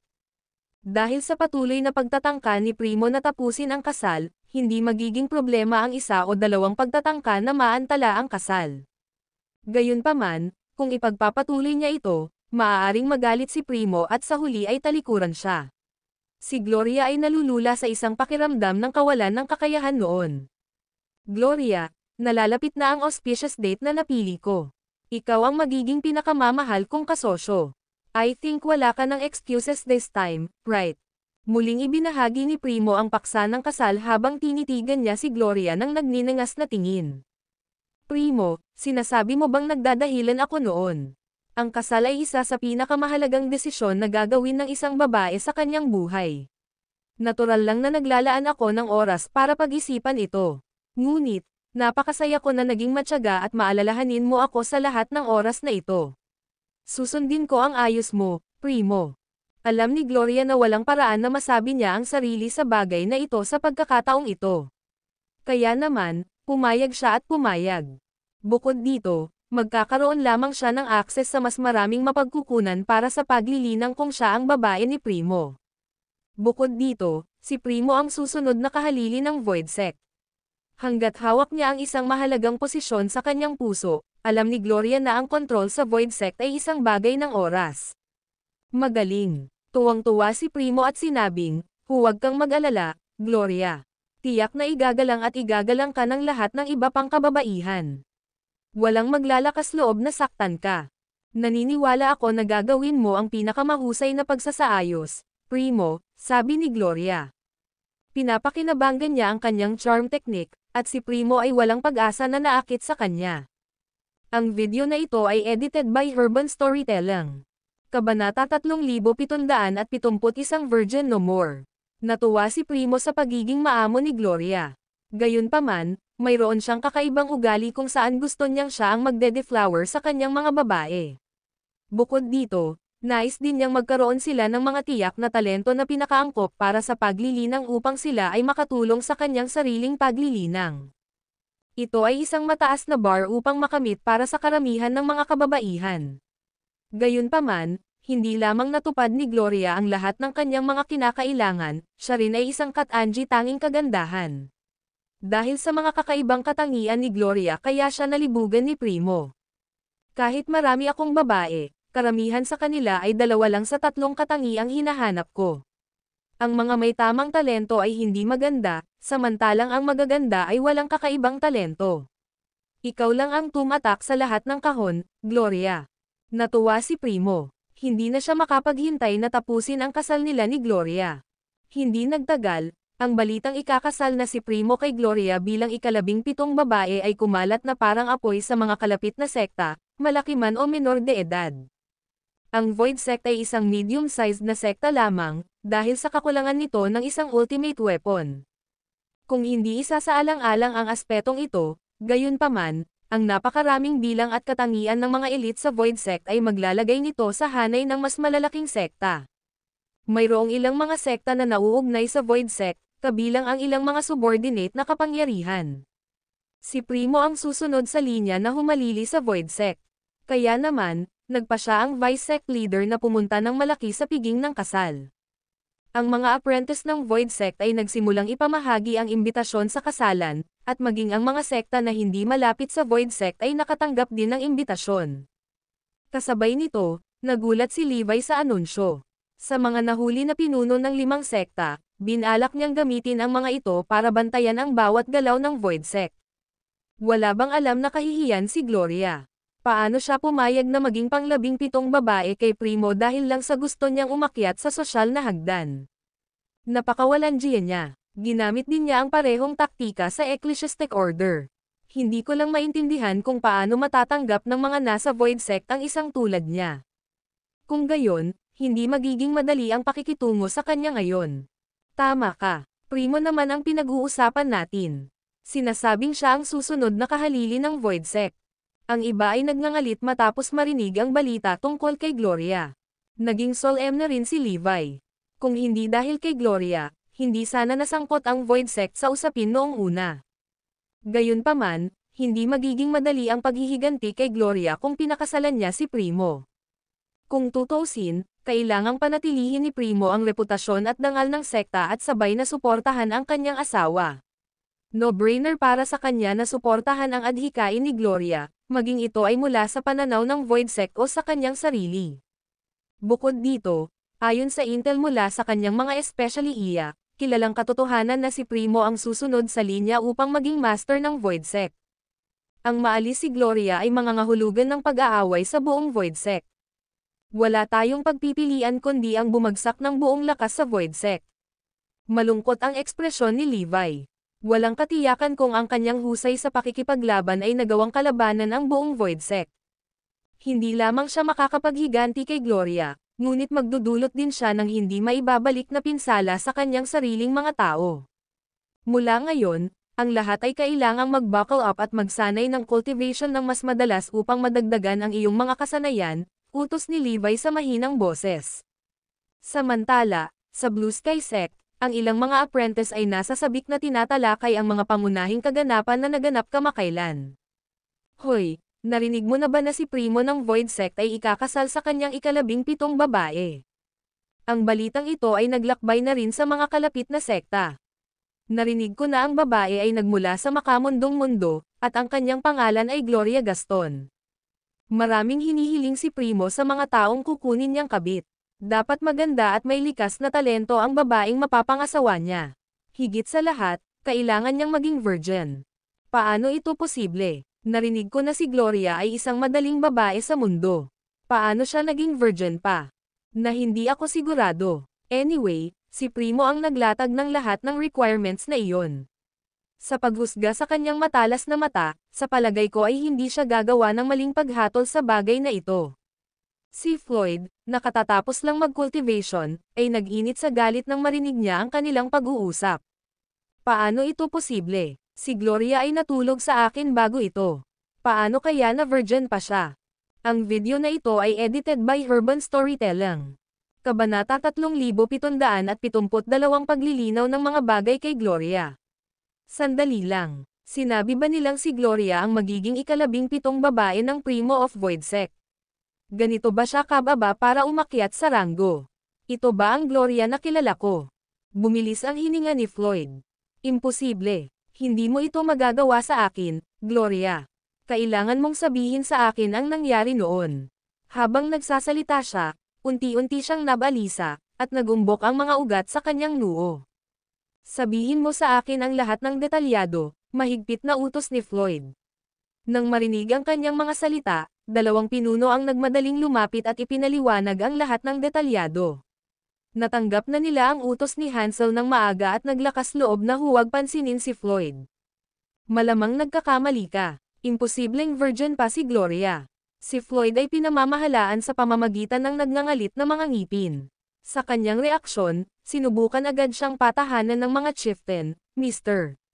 Irving, chismis ang narinig namin. Baka hindi totoo.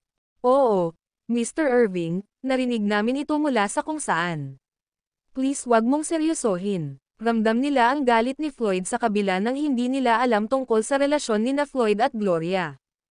Kung sabi-sabi lang, paano mo siya nachichismisan? Deserve mong mamatay. Sa sinabi nito, nagpakawala ng suntok si Floyd. Bago napagtanto ng mga pinuno kung ano ang nangyayari, ang kanilang utak ay sumabog sa mga piraso, at sila ay namatay sa lugar. Hindi ito totoo. Tumakbo si Floyd palabas ng Blue Sky Sect na parang nabaliw na siya. Nagpasya siyang magtungo sa labas upang mangalap ng higit pang impormasyon tungkol sa bagay na iyon. Matapos imbestigahan ang bagay, halos hindi maitago ni Floyd ang kanyang pagkagulat. Tama pala ang mga chieftain mula sa Blue Sky Sect. Ito ay isang kilalang katotohanan na ang primo ng Void Sect ay kukuha lamang ng mga birhen upang maging kanyang kasintahan. Bukod dito, sinuri na ni Primo si Gloria noon at kinumpirma niyang buo pa rin ang kanyang hymen. Pagkalito, puot, hinanakit. Maraming emosyon ang bumalot sa puso ni Floyd, at nahihirapan siyang huminga. Bang, bang, bang. Paulit-ulit na sinuntok ni Floyd ang pader sa tabi niya hanggang sa pumutok ito at bumagsak. Gayunpaman, nakaramdam pa rin siya ng pagkabigo. Nagsinungaling siya sa akin. Napagtanto ni Floyd na nagsinungaling si Gloria sa kanya. Gayunpaman, tumanggi siyang tanggapin ang katotohanan. Kailangan kong tanungin siya tungkol dito sa personal. Sa pagtanggi na sumuko, si Floyd ay kumukulo sa galit habang siya ay nagmamadali papunta sa Void Sect. Alam na alam niya ang kanyang paraan dahil sinisiyasat niya ang pinakalumang lugar. Makalipas ang halos isang oras, dumating si Floyd sa pasukan ng punong tanggapan ng Void Sect. Tumigil ka dyan. Sino ka? Tanong ng guard. Masiglang tugon ni Floyd, nandito ako para makita si Gloria Gaston. Sabihin mo sa kanya na lumabas at makita ako ngayon. Gloria Gaston. Nagulat ang guard. Mabilis niyang napagtanto kung sino iyon at nginisyan, si Elder Gaston ang kalaguyo ni Primo. Bakit gusto mo siyang makausap?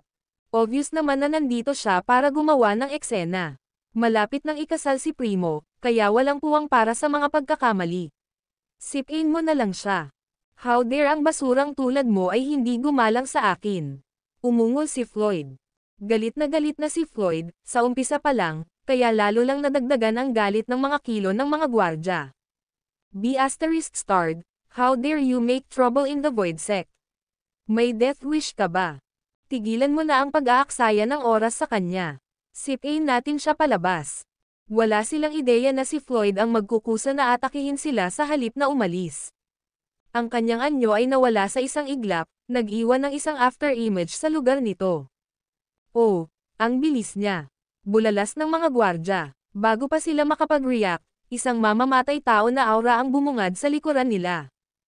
Thud, thud. Nakapatong ang mga palad ni Floyd sa kanilang likuran. Pumalakpak, pumalakpak. Parehong pinalipad ang dalawang gwardya bago sila tuluyang mapunta sa lupa. Intruder alert! May intruder tayo! Sigaw nila sa tuktok ng kanilang mga baga habang pinupunasan nila ang dugo sa sulok ng kanilang bibig. Ang video na ito ay edited by Urban Storytelling. Kabanata 3773 mangarap sa. Ang kanilang mga sigaw ay nakakuha ng atensyon ng lahat. Di nagtagal, dumagsa ang iba't ibang elite mula sa Void Sect sa paligid. Nang maramdaman ang iba't ibang malalakas na aura na papalapit sa kanya, napabuntong hininga si Floyd sa takot. Big time na ako. Sa puntong iyon, Wala siyang ibang pagpipilian kundi harapin ang bagay na iyon. Sino ka para manggulo sa Void Sect? Sinaktan mo ang aming mga gwardya at nararapat sa parusang kamatayan. Hayaan mo akong malaman kung gaano ka kaya. Pinandilatan ng mga matatanda si Floyd. Gusto kong makita si Gloria. Palabisan mo siya ngayon. Gloria, alam kong nandito ka. Lumabas ka na. May itatanong ako sayo. Malakas na hiling ni Floyd. Sino ka para makita ang manliligaw ko ayon sa gusto mo? Lumabas si Primo sa karamihan. Kasabay nito, nagsimula siyang maglabas ng isang nakamamatay na aura. Napangisi si Floyd, ako ay manliligaw niya, kaya kinukuha mo lang ang mga itinapon ko. Matapos mahulaan ang pagkakakilanlan ni Primo, wala siyang ibang nais kundi ipahiya ang una sa publiko ng walang dahilan. Kalokohan. Naway hilingin sa iyo ng kamatayan. Si Primo ay bumuo ng isang nagyayelong talam mula sa manipis na hangin na nagdulot ng lamig sa gulugad ng lahat. Mahalaga sa kanya si Gloria, kaya galit na galit siya dahil ipinahiya silang dalawa ni Floyd sa publiko. Isang mapang-akit na boses ang umalangaw-ngaw sa kanyang likuran. Mahal, tumigil ka. Sa kabila ng kanyang sama ng loob, huminto si Primo sa sobrang paghanga niya kay Gloria. Gloria, kilala mo ba ang batang ito? Tanong niya. Oo, napakamot ng ulo si Gloria. Sa takot na hindi niya maintindihan, mabilis niyang ipinaliwanag. Dati siyang isang sangla na ginamit ko laban kay Levi. Walang kabuluhan ang pagtanggi na kilala niya si Floyd. Si Primo ay paranoid at tiyak na magpapadala ng isang tao upang imbestigahan ang bagay ng lubusan pagkatapos ng pagdating ni Floyd. Ang pagtatago ng katotohanan ay magdudulot lamang ng kanyang hinala, kaya kung mas tapat siya, mas mababa ang pagdududa niya sa kanya. Tunay nga, medyo lumuwag ang madilim na ekspresyon ni Primo. Gloria, kailangan kong marinig ang paliwanag mo, matigas na sabi ni Floyd. Hindi niya napigilan ang pagtibok ng puso niya nang mapagtantong mas kaakit-akit si Gloria kaysa noon. Nang maalala niya kung paano siya niloko nito, napalitan ng puot ang kanyang damdamin. Sa gabing iyon, ikaw at ako. Bago pa man siya makatapos ay pinutol na siya ni Gloria. Floyd, akala mo ba mahuhulog ako sa isang walang kwentang bagay na tulad mo? Niloko kita para makaranas ka ng ilusyon at isipin na nagkaroon tayo ng intimate night. Ikaw ay pangit, mahina, at walang laman ang ulo. Sinong nagbigay ng lakas ng loob para isipin na nine-love ako sa'yo ha? Sa tingin mo ba mapapansin pa kita kung hindi ko sinusubukang talunin si Levi? Do you have any idea kung gaano ako naiinis noong binitiwan mo ako ng mga tinatawag na sweet nothings? Ikaw ay walang iba kundi basura. Kung ako ang nasa kalagayan mo, nagpakamatay na sana ako sa liblib na lugar. Wala akong dignidad na nagpapatuloy sa pamumuhay sa mundo. Ang mga salita ni Gloria ay parang mga patalim na dumiretso sa puso ni Floyd. Nagkaroon siya ng mental breakdown. Paano ito posible? Bulong niya sa sarili. Kahit ayaw niyang maniwala, nilinaw ni Gloria ang sarili. Nag-act ka ba? Tanong niya sa paos na boses. Ngumisi si Gloria. Ano pa sa tingin mo ang ginagawa ko? Gloria, kasuklam-suklam kang B*Kirk. Papatayin kita ngayon, deklara ni Floyd. Ang kanyang namumulang mga mata ay namumungay sa galit. Habang namumuo ang mga ugat sa kanyang noo, isang suntok ang kanyang inihatid diretso sa puso ni Gloria. Mayroon kang lakas ng loob na subukan at patayin ako sa ganoong antas ng kapangyarihan, ha? Ngumisi si Gloria. Gamit ang isang kaway ng kanyang kamay, nagpatawag siya ng malakas na enerhiya na nagpalipad kay Floyd. Thud! Bumagsak si Floyd sa lupa at bumulwak ang isang subo ng dugo. Sabay alis ng kulay sa mukha niya. Siya ay malinaw na malubhang nasugatan mula sa pag-atake. Floyd, itigil mo na ang pakikipag-away. Hindi ka tugma sa akin. Ang video na ito ay edited by Urban Storytelling. Kabanata 3774 na darating na si Levi. Gumapang ang kayabangan sa mukha ni Gloria. Gusto niyang bigyan ng suntok si Floyd at alisin din ang mga pagdududa ni Primo. Ikakasal na ako kay Primo sa lalong madaling panahon at maging isang pangunahing miyembro ng Void Sect. Magkaiba tayo ng mundo, kaya tigilan mo na ang pagnanasa sa akin. Kung tumanggi kang sumuko, maaari mong hilingin kay Levi na ipaghiganti ka. Ang aming mga pintuan ay bukas anumang oras. Naninikip ang dibdib ni Floyd. Parang may bamara sa lalamunan niya, nahihirapan siyang huminga. Wala siyang ibang gusto kundi ang patayin si Gloria, ngunit napakalaki ng agwat sa pagitan ng kanilang lakas upang hindi pansinin. Gloria, patayin mo na lang ako. Bakit mo ako pinapahiya? Gustong mamatay ni Floyd dahil sa sobrang kahihiyan. Sa sandaling iyon, humarap si Primo kay Gloria sa isang iglap at sinabing, Gloria, patayin mo na lang itong walang utang na loob na basura. Iyon ang gusto niya. Isa rin itong pagsubok para kay Gloria. Darling, hindi natin dapat ibaba ang status natin para pumatay ng taong walang kwenta gaya niya. At saka, mas magdurusa si Floyd kung mabubuhay siya. Dapat nating hilingin sa kanya na maghatid ng mensahe kay Levi para malaman ng huli kung gaano kalakas ang Voidsec. Gusto kong maranasan nila ang lubos na kawalan ng pag-asa, Gloria revealed with a grin. Agad na napawi ang pagdududa ni Primo. Kumurba ang labi niya habang tumatango. Tama ka, sabi niya. Floyd, ikakasal kami ni Primo kalahating buwan mamaya. Dapat kang pumunta at bigyan kami ng iyong mga pagpapala. Narito ang invitation card. Panatilihin itong mabuti. Malumanay na kumaway si Gloria, at isang makintab na gintong invitation card ang lumapag sa tabi ni Floyd. Arg, malayo na ang narating mo, Gloria. Ungol ni Floyd. Lumiit ang buong ekspresyon niya. So what if masyado na akong lumayo? Ano ang magagawa mo? Panunuyan ni Gloria. Papatayin kita. Umungol si Floyd. Walang nakakaalam kung saan niya nakuha ang kanyang enerhiya. Sa kabila ng malubhang pinsala, tumalon siya sa kanyang mga paa at naging isang matalim na espada upang sumugod kay Gloria. Ikaw ang nagtanong. Nagpakawala si Gloria ng malakas na surge ng enerhiya. Bilang isang resulta, si Floyd ay sinipsip sa buhawi tulad ng isang maliit na bangka sa dagat. Siya ay pinalipad at bumagsak sa lupa. Nagkaroon ng mahinang ingay ng mga buto. Halika, itapon mo ang walang kwentang asong ito. Nakakasira ng tingin. Malamig na utos ni Primo. Oo, kinaladkad ng isang gwardya si Floyd palabas ng Voidsec at iniwan siya sa isang drain medyo malayo. Nagdusa si Floyd mula sa panloob na pinsala at ilang bali ng tadyang. Ang kanyang puso ay nadurog sa 1,000,000 piraso.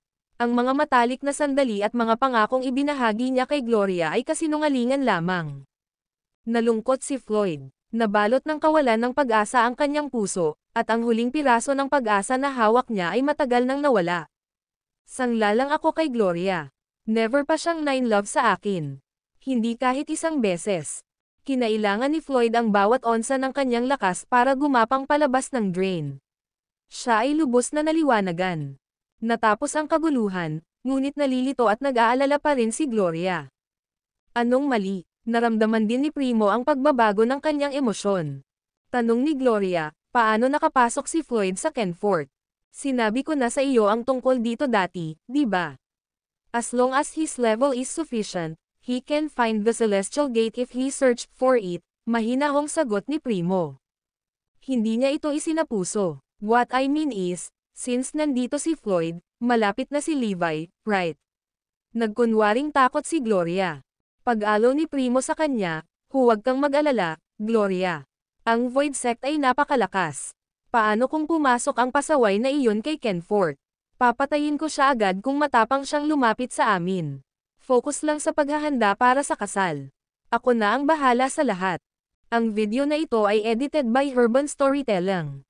Kabanata 3775 natuklasan ni Heptino ang isang dragon ley line.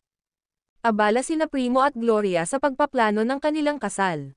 Ang mga ilaw ay nagkalat sa mga dingding sa isang maligaya at masayang paraan. Nagkalat din ang isang red carpet. Bumalik si Heptino sa Voidsec at nakatanggap ng mainit na pagtanggap. Si Heptino ang pinakabata sa mga Empyrean, ngunit siya ang pinakatalented sa kanilang lahat. Sa kanyang kapangyarihan, isa siya sa nangungunang 3 pinakamalakas na Empyrean, at mayroon siyang magandang kinabukasan. Ang pinakamahalagang kakayahan ni Heptino ay na makontrol niya ang mga linya ng espiritual na ley. Maaari niyang pagsamahin ang kanyang sarili sa mga espiritual na linya ng ley sa isang labanan upang makakuha ng higit na kapangyarihan. Dahil sensitibo siya sa mga spiritual ley lines, isa rin siyang walking spiritual ley line detector. Ang malalaking spiritual ley lines na natuklasan ng Voidsec sa nakalipas na 10 taon ay pawang mga natuklasan ni Heptino. Kaya, Pinahahalagahan siya ng Void Sect para sa kanyang talento at kakayahan. Hindi rin sila binaygo ni Heptino sa pagkakataong ito, dahil binagsakan niya sila ng bomba sa kanyang pagbabalik. Natuklasan ko ang isang linya ng Dragon Lay sa hilagang silangan ng Void Sect, anunsyo niya. Ang balita ni Heptino ay nagpasigla sa lahat ng nasa Void Sect. Nako, nakakamangha talaga si Heptino. Hindi ako makapaniwala na nakakita siya ng Dragon Lay line. Ang lakas ng Void Sect ay tataas ng husto. Ang linya ng Dragon Lay ay mas malakas kaysa sa linya ng banal na Lay. Narinig ko na kaya nitong baguhin ang mga bundok o ang lugar. Maaari pa nitong patindihin ang kadalisayan ng espiritual na enerhiya sa lugar. Hindi lang yon. Sinasabing ang isang linya ng Dragon Lay ay sumisipsip ng kakanyahan ng kalikasan at maaaring manganak ng isang tunay na dragon. Doon nakuha ang pangalan nito. Ang mga super sect lang ang nagmamay-ari ng Dragon Lay lines. Malapit nang magtagumpay ang ating sekta. Halos hindi maitago ng vice-sect leader na si Gerent ang kanyang tuwa. Ang linya ng Dragon Lay ay higit na makapangyarihan kaysa sa linya ng banal na Lay. Ang Void Sect ay hindi kailanman nagmamay-ari ng anumang linya ng Dragon Lay bago ang pagtuklas na ito. Kung ang linya ng Dragon Lay na natagpuan ni Heptino ay sapat na malaki, kung gayon ang Void Sect ay maaaring madagdagan ang lakas nito. Heptino, gaano kalaki ang Dragon Lay line na natuklasan mo? Tanong ni Gerent. Napalingon ang lahat kay Heptino. Napakahalaga ng kanyang sagot dahil may kinalaman ito sa lahat sa Void Sect. Hindi kalakihan ang Dragon Lay line, pero mas malakas ito kaysa sa Holy Lay lines na meron tayo ngayon. Higit sa lahat, magagamit natin ito sa pagpapakain ng mga armas. Kung ilalagay natin ang mga armas na ginawa ni Pentino at Sextino sa linya ng Dragon Lay, maaari silang maging malalakas na sandata ng Diyos sa maikling panahon. Oh, nabalitaan ko na nakakuha tayo ng banal na sandata kamakailan, tama ba? Tanong ni Heptino. Tumango si Gerent. Oo, tama. Gayunpaman, ang sandata, ang God Crusher, ay nabuo gamit ang mga ordinaryong materyales. Kaya, hindi pa ito maaaring ikategorya bilang isang banal na sandata. Sa ngayon, inilagay ito ni Pentino at Sextino sa isang Holy Lay line. Kung ganoon, Pentino, Sextino, maaari mong ilagay ang God Crusher sa linya ng Dragon Lay. It will be a peerless weapon in no time, matigas na sabi ni Heptino. Tumango si Gerent bilang pagsang-ayon. Nagawa ng Dragon Lay line na baguhin ang material ng God Crusher at gawing dekalidad na material. Kasama ang skilled forging technique ni Levi, ang God Crusher ay isang mahalagang sandata sa Void Sect. Sa panahong iyon, ang Void Sect ay maaaring maging isang malakas na sekta at makamit ang layunin nito. Gawin mo na ito ngayon, utos ni Gerent. Sumagot sina Pentino at Sextino, nakuha ko, Panginoon Irkanhate. Agad silang umalis para isagawa ang utos niya. Kasabay nito, nakatanggap din si Gloria ng balita tungkol sa linya ng Dragon Lay. Sa kabila ng pagiging pinakamababang elder, nakasali si Gloria sa internal meeting salamat sa relasyon nila ni Primo. Matapos malaman kung gaano kakilakilabot ang kapangyarihan ng linya ng Dragon Lay, sinimulan ni Gloria ang pagpaplano na gawin itong sarili. Nilinang niya ang matinding pamamaraan ng paglamon. Kaya, maaaring isipin ng isa kung gaano siya kalakas matapos lamunin ang linya ng Dragon Lay. Ang video na ito ay edited by Urban Storytelling. Kabanata 3776 ang mapagbigay na regalo ng Heptino. Natural na naunawaan ni Gloria na hindi siya maaaring kumilos ng padalos-dalos. Pagkatapos ng lahat, lubos na pinahahalagahan ng buong Void Sect ang linya ng Dragon Lay na iyon. Nang maglaon ay nalaman niya ang eksaktong lokasyon ng linya ng Dragon Lay mula kay Primo at nagplanong pumunta doon upang tingnan ito ng palihim. Pupunta ako at titingnan ito mamayang gabi. Matapos magdesisyon, nagpahinga si Gloria sa araw at palihim na umalis sa Void Sect sa gabi.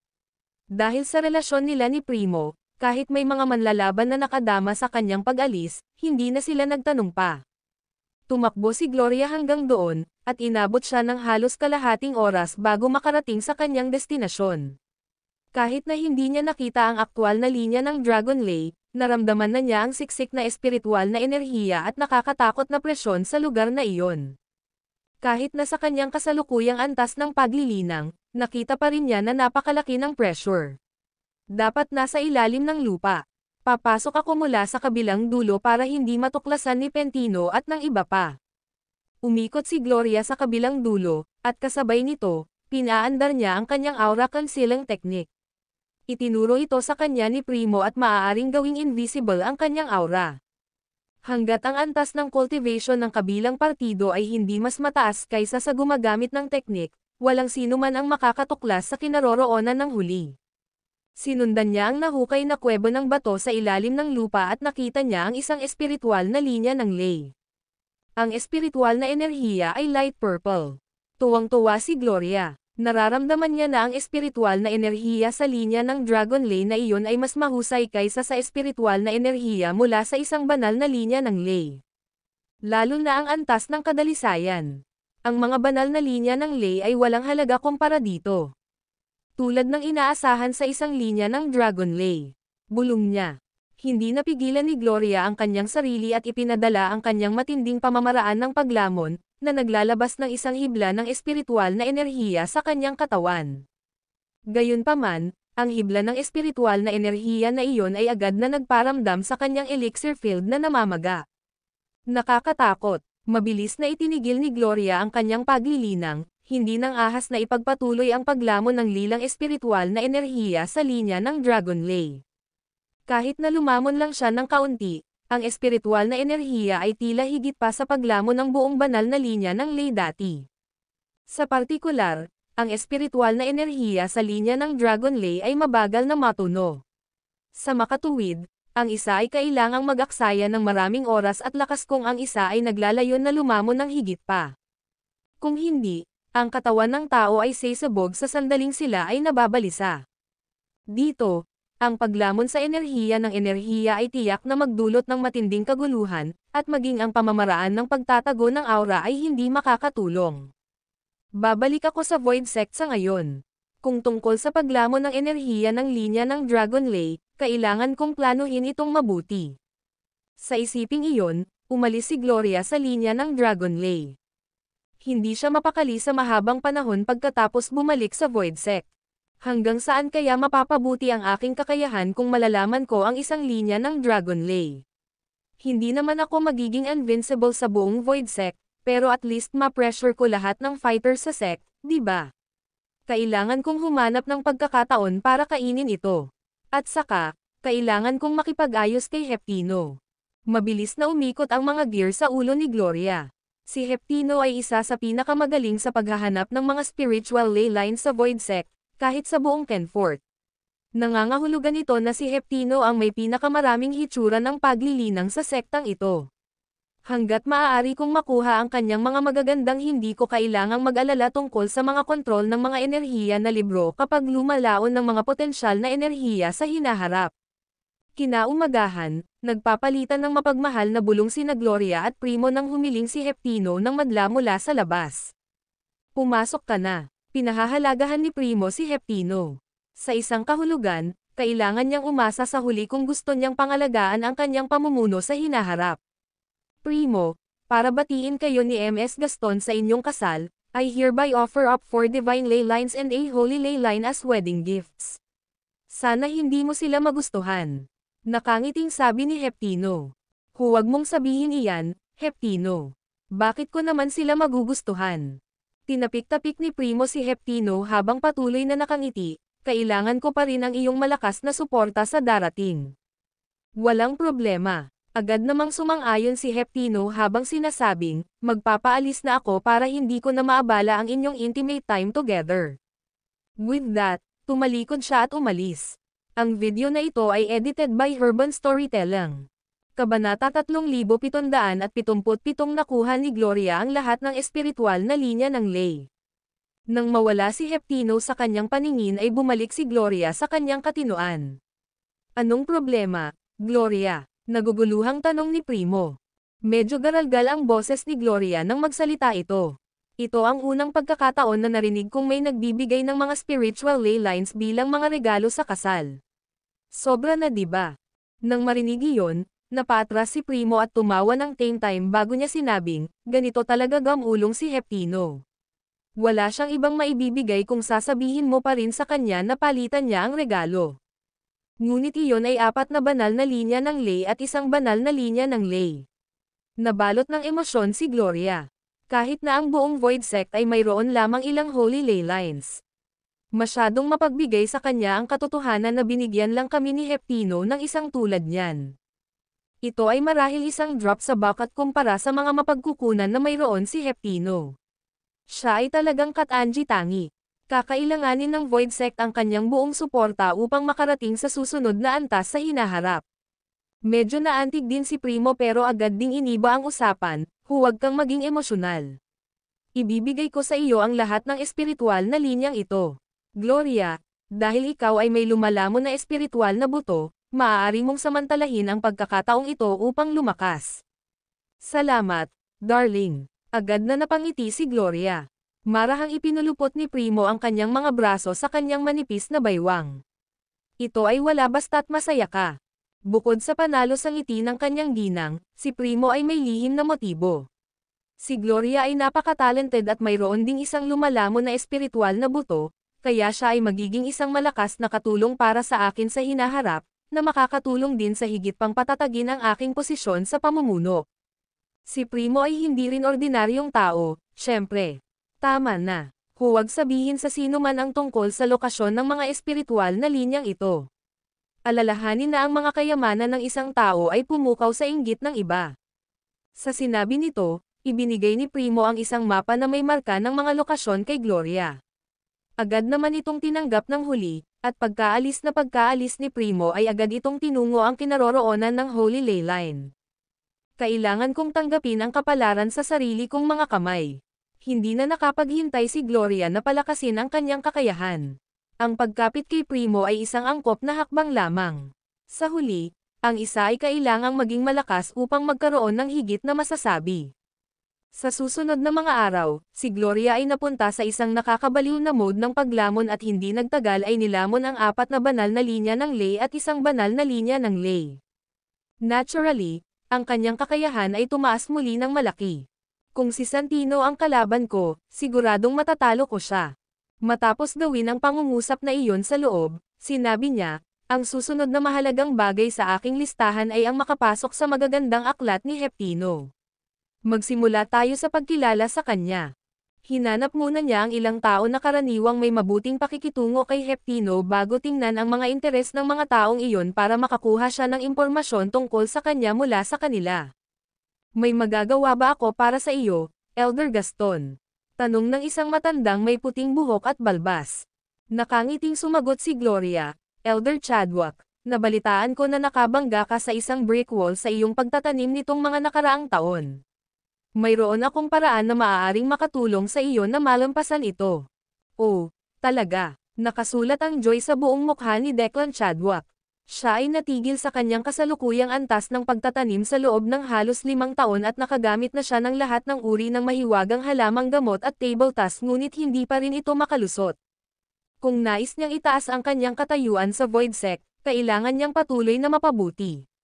Kaya naman, ang kanyang mga salita ay parang isang malugod na ulan pagkatapos ng mahabang tagtuyot sa kanya. Hindi ako mangangahas na magsinungaling sa iyo, Elder Chadwick. Seryosong sinabi ni Gloria, mayroon akong isang pamamaraan na maaaring mapabuti ang iyong paglilinang sa maikling panahon at tiyak na makakatulong sa iyo na makapasok sa susunod na antas. Bakit mo ako tinutulungan, Elder Gaston? Si Declan ay hindi pa baguhan at alam na walang libreng dumating. Napabuntong hininga si Gloria bago sumagot, I wish to learn more about Heptino from you.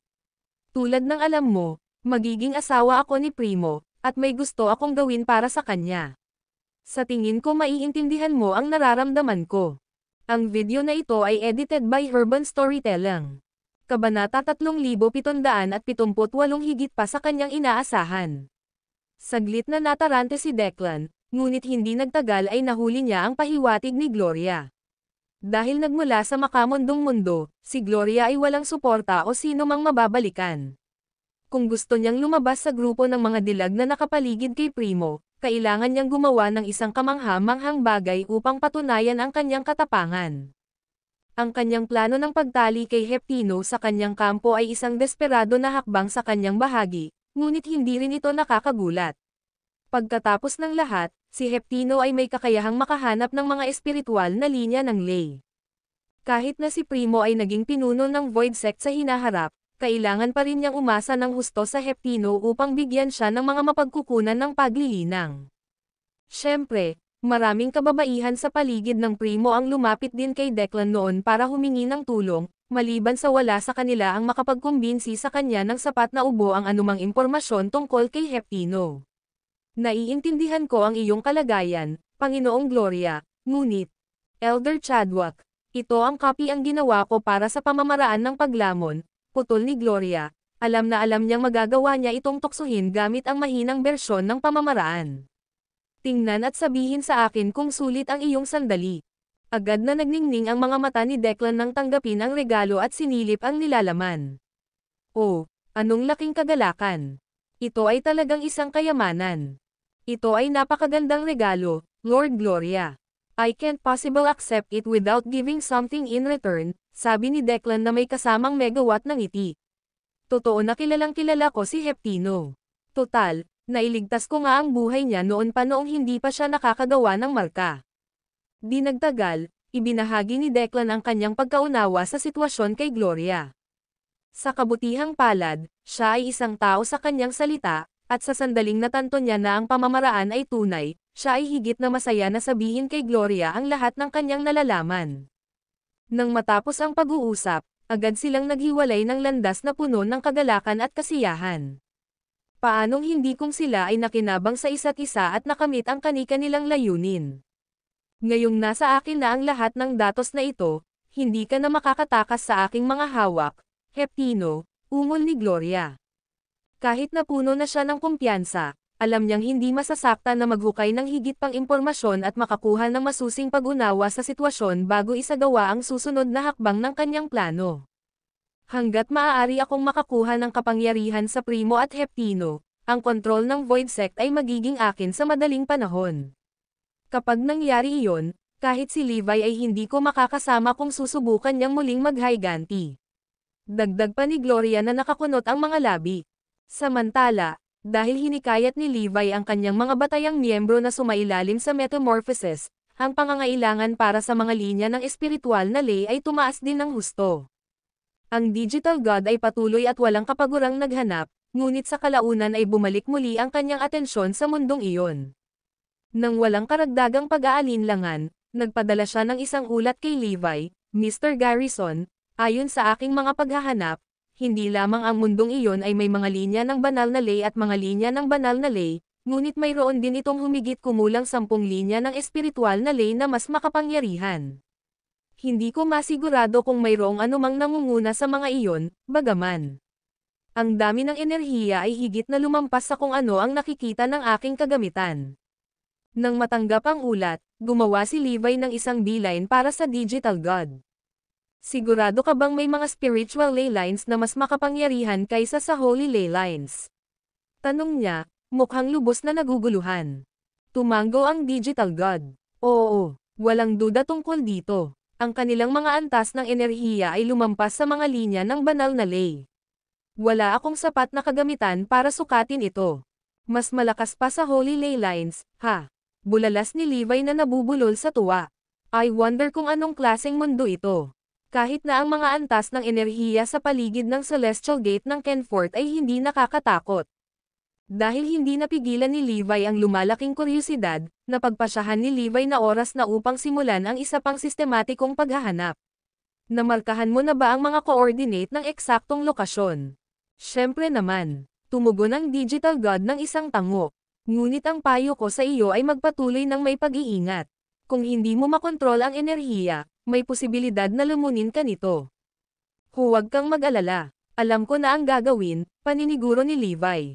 Pagkatapos ng hindi mabilang na mga sesyon ng metamorphosis, ang mga linya ng banal na ley ay hindi na kasing epektibo sa pag-level up sa akin. Kailangan kong maghanap ng mas malakas na mapagkukunan ng paglilinang. Ang video na ito ay edited by Urban Storytelling. Kabanata 3779 na niloloko si Heptino. Samantala, si Gloria ay nakatutok sa Heptino. Heptino, napansin ko kahapon na punit-punit ang manggas mo, kaya gumawa ako ng bagong sando para sa iyo. Subukan mo at tingnan mo kung kasya, malumanay niyang sabi. Bahagyang natigilan si Heptino habang sinusulyapan ang suot niyang sando, napagtanto niyang tama si Gloria. Ay nako, may butas sa kanang manggas ko. Hindi ako makapaniwalang na-miss ko ito. Salamat, MS Gaston. Sincere niyang sabi habang tinatanggap ang bagong itim na robe. Si Gloria, gayunpaman, nakasimangot sa kanya sa kunwaring inis. Hindi ba't ilang beses ko nang sinabi sa'yo na huwag mo akong kausapin ng formal? Salamat, Gloria. Tuwang-tuwang sagot ni Heptino, ang kanyang mga salita ay nagbigay ng ngiti sa mukha ni Gloria. Parang ganun pa. Well, sige at subukan ito. Ipaalam sa akin kung gusto mo rin ang pattern dito. Oo nga pala, I don't have the best sewing skills, so I hope you don't mind the mediocre quality. Bakit ako takutol? Sabi ni Heptino habang mabilis na isinuot ang robe, ipinakita ang marilag na pattern ng lumilipad na dragon na pumailan lang mula sa likod hanggang sa mga balikat. Bukod pa riyan, banordahan din ni Gloria ang mga ulap sa paligid ng dragon, kaya mas naging parang buhay ang disenyo. Napakaganda ng lumilipad na dragon. Mahal ko ito, masayang sigaw ni Heptino. Matapos itali ang robe, umikot siya sa lugar, natutuwa na ito ay angkop na bagay. Agad na nagpakawala si Gloria ng isang maririnig na buntong hininga na para bang siya ay nasa tenterhook sa buong oras. Natutuwa akong nagustuhan mo ito. Labis akong nag-aalala na baka makita mong hindi kaakit-akit ang disenyo. Ang totoo, gayunpaman, ay nagtanong na siya sa paligid at alam niya ang lahat tungkol sa pagmamahal ni Heptino sa mga dragon. Matanda ka na, for goodness sake. Paano ka pa masama sa pag-aalaga sa iyong sarili? Hindi mo man lang namalayan na punit na ang damit mo. I guess it's time to find you a wife, pang-aasar ni Gloria. Hindi pa ako interesadong bumuo ng pamilya, Gloria. Sagot ni Heptino na medyo nahihiya. At saka, kapag napunit na naman ang damit ko, ipapagawa na lang kita ng bago.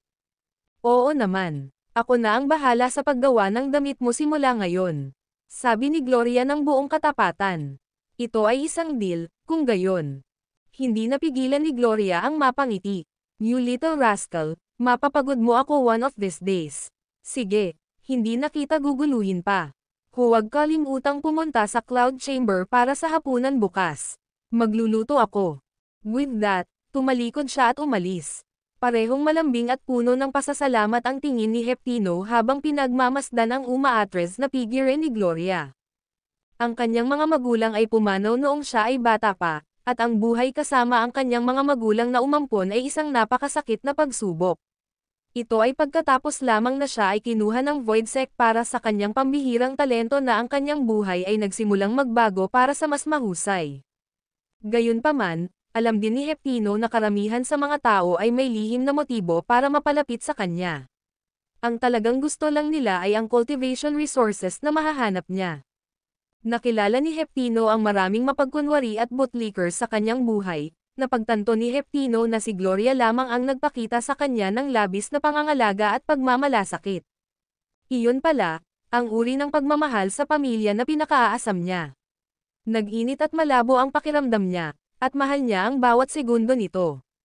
Siyempre, minsan din pinaghinalaan ni Heptino na si Gloria ay may lihim na motibo, kaya nagudyok sa kanya na subukan siya sa linya ng Dragon Lay. Sa kanyang pagtataka, tinanggihan siya nito ng una at hindi pinansin. Ang pinakamahabang panahon, hindi na kailangang sabihin, galit na galit si Gloria. Hindi ako makapaniwala na iniisip mo na mabait lang ako sa iyo dahil gusto ko ang iyong yaman sa pagtatanim. Ganon ba ako kaklaseng tao sa paningin mo?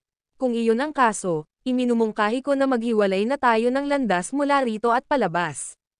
Ginugol ni Heptino ang mga susunod na araw sa pagsisikap na gumawa ng mga pagbabago, ngunit sa kasamaang palad, tumanggi si Gloria na ibigay sa kanya ang oras ng araw.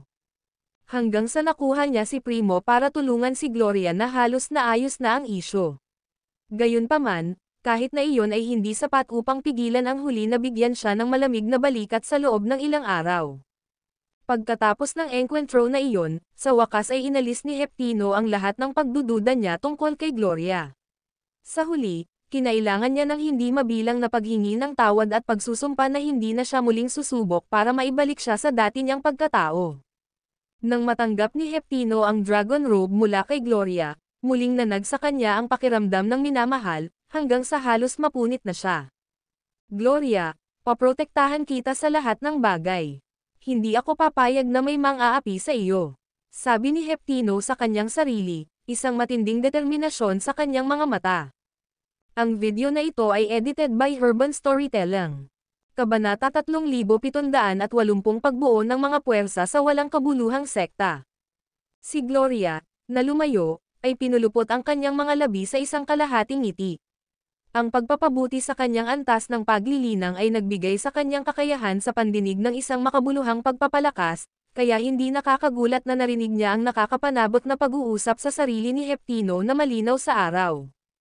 Ha! Maaaring napakatalino ni Heptino, ngunit siya rin ay walang muwang at inosente. Tiyak na madaling manipulahin siya.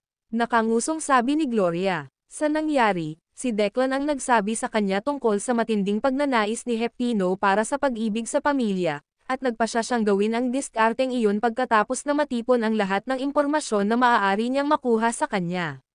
Sa kabutihang palad, ang kinalabasan ay eksakto sa kanyang hinulaang, kung saan mabilis siyang tinuturing ni Heptino bilang pamilya. Ang pag-uugali ng isang tao ay maaaring mapanlinlang, ngunit ang mga mata ay hindi magsisinungaling. At saka, paanong hindi masasabi ng isang dalubhasang manipulator na tulad ni Gloria kung ang isang tao ay tunay o peke? Hindi para bumusina ang sarili ko, ngunit ito ay isang napakatalino na personalized na pag-atake. Sinabi ni Gloria, na mukhang lubos na ipinagmamalaki ang kanyang kakayahang kontrolin ang mga tao. Ni minsan ay hindi siya nakagawa ng maruruming panlilinlang habang sinusubukang lumapit kay Heptino, sa halip ay pinili niyang ipakita ang sarili bilang mapagmahal na kapatid na babae. Siyempre, alam ni Gloria na ang diskarte ay pinakamahusay na gagana kay Heptino. Kung tutuusin, hindi pa siya nagkaroon ng ganitong kaasikasong babae sa buhay niya. Sa pagkakaalam niya, maraming magagandang babae sa Void Sect ang sumubok na manligaw sa kanyang magagandang libro noon, pero matindi lang itong tinanggihan. Hindi sa hindi gusto ni Heptino ang mga babae, ngunit mas malakas ang kanyang pagnanais na maranasan ang pag-ibig sa pinakatotoo at dalisay nitong anyo, mula man ito sa isang relasyon o ugnayan ng pamilya. Bilang isang taong malinis ang puso, kinasusuklaman ni Heptino ang mga taong may hidden agenda para makipagkaibigan sa kanya. Iyon din ang dahilan kung bakit nakita niyang kakaiba si Gloria at kung bakit lalo niya itong pinapahalagahan. Natural, nahuli ni Gloria ang kahinaan ni Heptino at ginamit ito, sa gayon ay tinitiyak na isang hakbang pa lang siya sa pagiging ganap na kontrolado nito. Habang tinatitigan niya ang mga lokasyon ng Holy Ley Line sa mapa, mas lalo siyang ngumiti. Haha, ilang oras na lang bago ko makuha ang mga Holy Ley Lines na ito, at ang pinakamaganda, hindi ko na kailangan pang hingin ang mga ito. Ang aking naunang ruse ng pagtanggi sa kanyang alok ay nagtrabaho ng mahusay. Ngayon, wala akong duda na iregalo sa akin ni Heptino ang mga banal na linya ng ley ng kusang loob. Sino ang nakakaalam? Baka magmakaawa pa siya na tanggapin ko sila. Hindi nagtagal ay bumalik si Gloria sa tirahan na ibinigay sa kanya ng Void Sect, Cloud Chamber. Kahit na hindi pa siya matagal sa Void Sect, ang kanyang katayuan bilang isang elder at ang kanyang relasyon kay Primo ay higit sa sapat na mga dahilan para ibigay ang mga pribilehiyo sa kanya. Kabog, kabog, kabog. Nang marinig ang mga katok sa pinto, mabilis na iniwas ni Gloria ang kanyang mapa. Pumasok ka na. Sa sumunod na segundo, pumasok si Xylaz sa kwarto. Guro, natapos ko na ang gawaing ipinagkatiwala mo sa akin. 5 pang branch master ang sumali sa aming kampo. Magaling. Malapad na ngiti ang sabi ni Gloria. Kaya, sa ngayon, nag-recruit kami ng 3 elder, 15 branch master, at mahigit 100 paladin. Natutuwa akong hindi nawalan ng saysay ang ating mga pagsisikap. Napakahusay mong nagawa. Ang susunod nating gagawin ay gumawa ng plano para hayaan kayong maging matatanda ni Wade. Gayunpaman, hindi iyon isang bagay na dapat nating madaliin. Kung hindi, baka mahuli tayo, at ang kahihinatnan ay magiging kakilakilabot. Huwag kang mag-alala sa akin at sa aking ama, guro. Walang nagmamadali, kakagaling mo lang sa sekta, at ang mabilis na pagpopromote ng mga miyembro ay maaaring maghinala, sabi ni Xylas. Hindi magiging maganda kung malagay ka sa gulo. Hindi lamang mabilis na umunlad si Gloria sa kanyang relasyon kay Heptino, ngunit nakuha rin niya ang mga puso ng maraming miyembro ng Void Sect na bumuo ng sarili niyang puwersa. Dahil siya ay isang elder at may primo na suportado sa kanya, maraming mga tao ang higit na masaya na makakuha ng kanyang magandang biyaya. Higit pa rito, ipinakita ni Gloria ang kanyang pagkabukas palad sa sandaling malaman niya ang tungkol sa mga mapagkukunan ng paglilinang ng Heptino, kaya hindi nagtagal bago ang kanyang mapanlinlang na paraan ay nakakuha sa kanya ng katapatan ng ilang miyembro. Pagkatapos ng lahat, ang Void Sect ay may mahigpit na hierarchy, at magiging mahirap para sa sinuman na palakihin ito, lalo na para sa isang paladin na tulad ni Grant. Kung hindi niya ihanay ang kanyang sarili kay Gloria, walang paraan na makukuha niya ang kanyang mga kamay sa mga mapagkukunan ng paglilinang. Sa makatuwid, hindi nakakagulat na ang kapangyarihan ni Gloria sa Void Sect ay lumakas sa bawat araw na lumilipas.